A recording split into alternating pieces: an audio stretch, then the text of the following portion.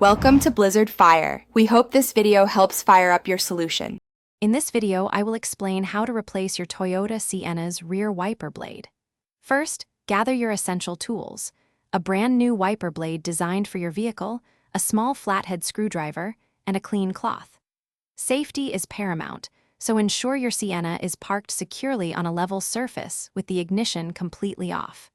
Take a moment to locate the rear wiper arm and blade assembly on the back of your vehicle, familiarizing yourself with its position before proceeding. Now let's remove the old blade. Carefully lift the entire wiper arm away from the rear window. You'll feel it click and lock into an upright position, holding it securely off the glass. Next, look closely at where the wiper blade meets the arm. You'll find a small tab or button. Press this tab firmly, and with a steady hand, slide the old blade straight off the arm. It should detach with relative ease. With the old blade removed, it's time to install your brand new one. Take the new wiper blade and carefully align its connector with the hook or attachment point on the wiper arm. Gently slide the new blade onto the arm.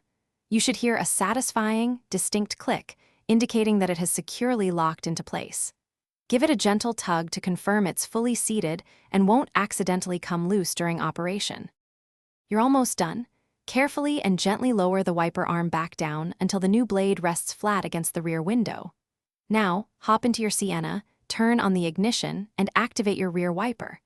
Watch the new blade as it moves across the glass.